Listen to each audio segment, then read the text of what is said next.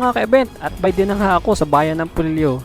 At tayo ay pupunta sa aming barangay, ang Barangay Taloong, dahil ngayon ay itadaos ang kapistahan ng barangay dito sa Taloong, Sitio Kidanom. Ayan.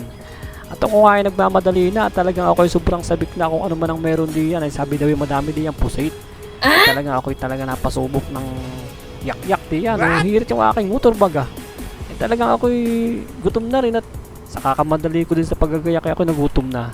Ay by the way, talagang ako ay hirit talaga itong aking motor. At talagang muntik pa akong sumimplang dito sa malaglag ako dito sa palayan.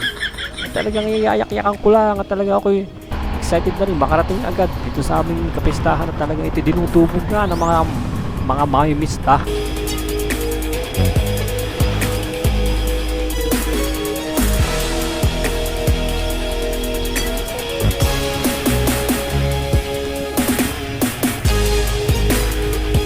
Ay by din na nga at nakarating na ako dito sa mismong lugar ng Sitio Kidanom, Barangay Taloong.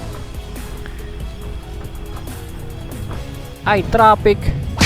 At bakit nga ba traffic? Ay, sa tagal-tagal ko na dito, ngayon lang na traffic. Ay ba ito pala ang dahilan, oo.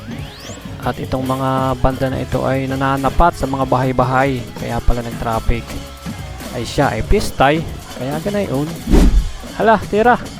Tugtugi!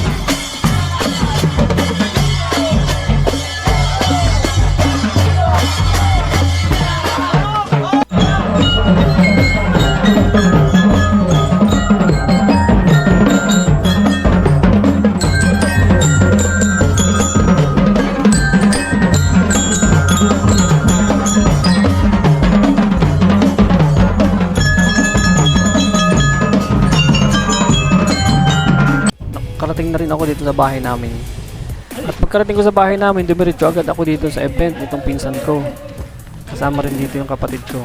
Na magse-set up nga sila ng sound system para sa diskuhan mamaya. Yan talaga yung highlight at yan din isa din yan sa ipinunta ko dito. Ayan, nagse-set up sila. At dahil yan ang mundo natin, yung music ay talagang ating iyang kakaririn. At kunwari tayo magmamagaling ng kaunti. Pabot pa rin! Doon na, nakilikod na speaker, pag ganoon. Bilisan nyo! Ang setup nga pala nila dito ay pang disco, ang mga DIY na speakers. At yan yung kanilang applicable para sa mga ganitong piyestahan.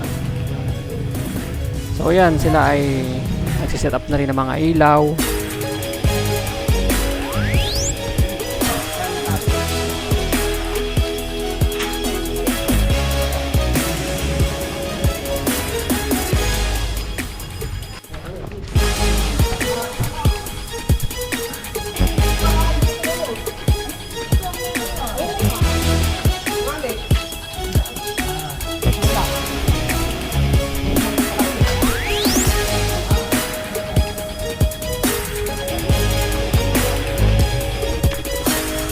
Ang piyesta ng Taloong o ng Sitio Kidanom, ito talaga ay dinudumog. At kumpara sa ibang barangay dito sa Pulilio, na na-observe ko na talagang dito sa Kidanom ay napakaraming tao na pumupunta. At nung nakaraan nga na piyesta dito ay talaga namang bugabog ang subas ko. At may kasama na yatang bagyo yun. Kahit baha, kahit hanggang tuhod na yata ang baha ay marami pa rin talagang bisita na pumunta. Kaya observe ko na dito sa Kidanom na talagang dito ay tinatao.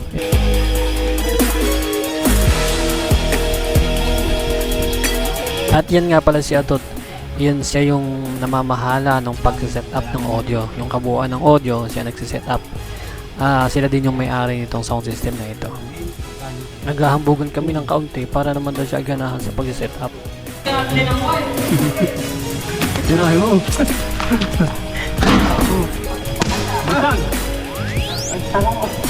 Hindi marunong eh.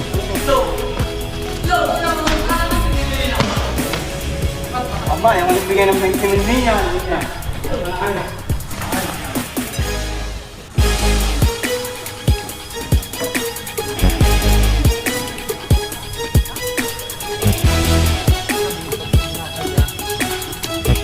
So, nag-soundcheck na rin si Adot ng kanyang speakers, ng kanyang audio.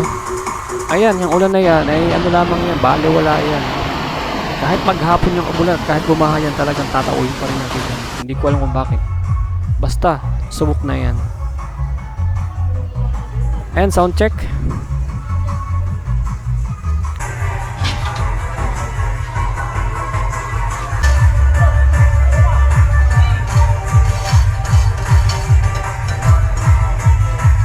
At ayan, tinataas na nila yung setup ng mga ilaw gamit yung kanilang trusses. Ayos.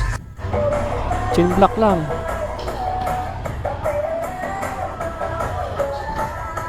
Ito na nga yung ito na nga yung gabi na test yung mga ilaw. Kailangang subukan kung talagang okay na ba.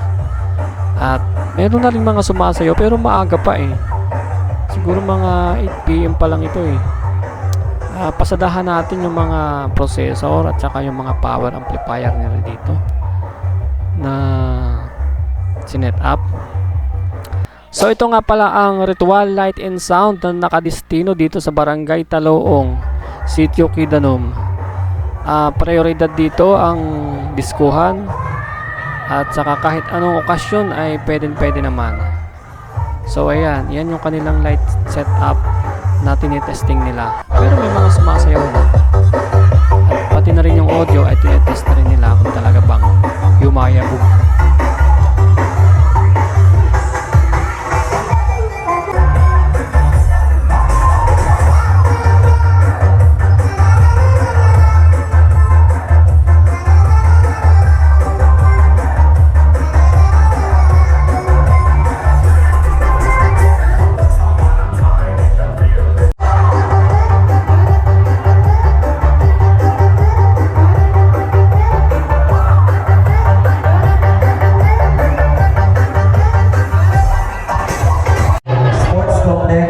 Para po sa ating pagtitipon ng kasayawan ngayong gabi. Bilang isa po sa programa ng kapistahan ng patron na Native Ignatrix of all races. Maya-maya po ay makakarinig tayo ng ilang pong mga mensahe mula po sa ating sangguniang barangay, ganoon din po sa ating sangguniang barangay.